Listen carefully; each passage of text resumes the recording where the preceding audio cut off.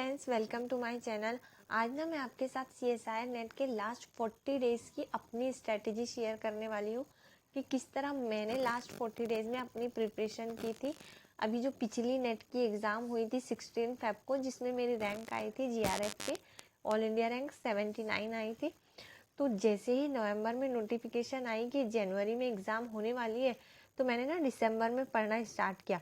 लेकिन पढ़ाई में मन ही नहीं लग रहा था, तो फिर मैंने ना कुछ मोटिवेशन वीडियो वगैरह देखे और अपने आप को मोटिवेट किया।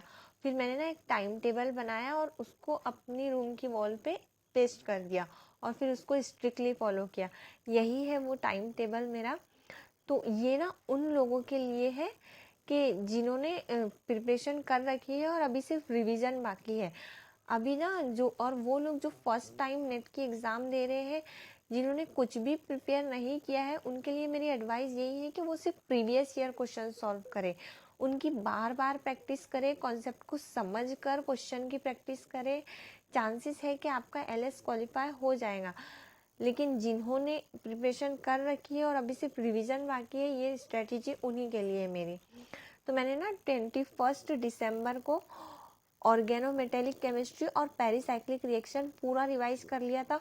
और फिर 22 दिसंबर को मैंने उसकी टेस्ट दी थी।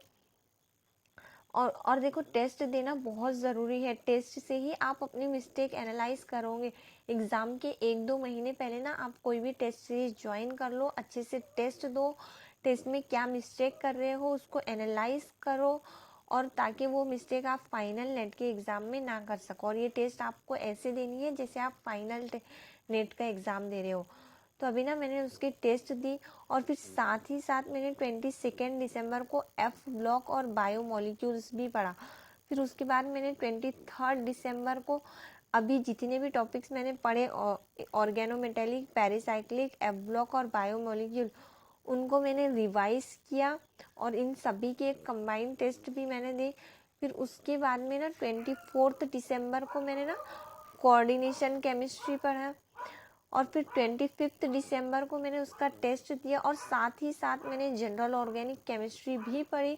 देखो, बहुत लेंदी टॉपिक्स है और एक एक दिन में मैं रिवाइज कर रही हूँ, इसलिए आपको मैक्सिमम टाइम ना स्टडी को देना है। एग्ज़ाम के 1 महीना पहले का यही वो टाइम है जहाँ आप मैक्सिमम अपना टाइम स्टडी को देकर अच्छी रैंक लेके आ सकते हैं।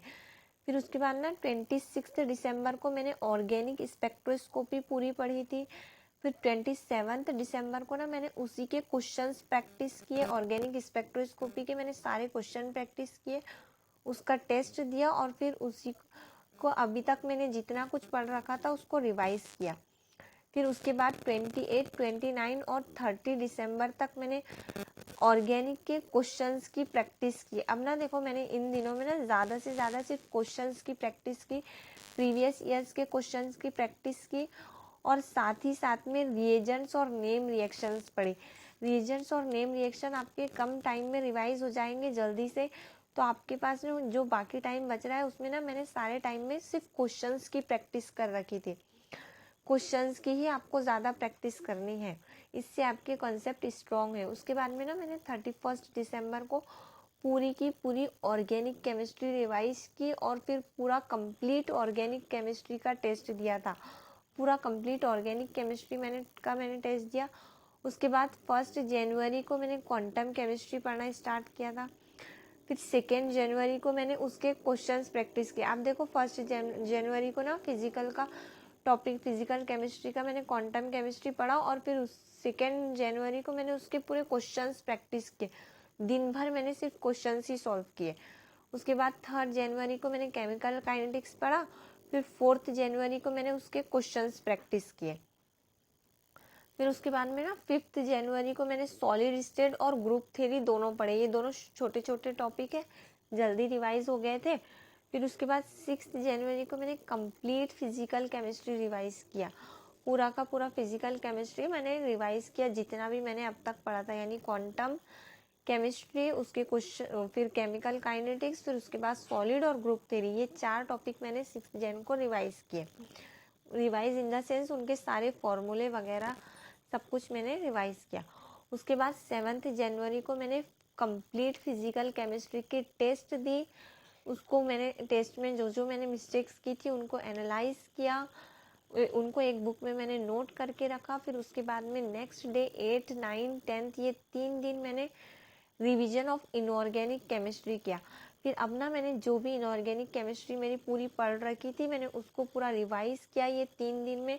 उसके बाद उसके टेस्ट दिया पूरा कंप्लीट इनऑर्गेनिक केमिस्ट्री के। आप देख रहे हो मैं जितना पढ़ रही हूँ उसको जितना रिवाइज कर रही हूँ साथ ही साथ उसके टेस्ट दे रही हूँ, और टेस्ट में जो मिस्टेक मैंने की थी मैंने उनको एनालाइज किया। मैंने अभी देखो कंप्लीट ऑर्गेनिक, इनऑर्गेनिक और फिजिकल की तीनों के टेस्ट देकर अपने मार्क एनालाइज किए। उसके बाद फिर मैंने ना 16 जनवरी को फर्स्ट मॉक टेस्ट दी थी, यानी जिसमें पूरे टोटल 120 क्वेश्चंस थे, तो वो मैंने मॉक टेस्ट दी।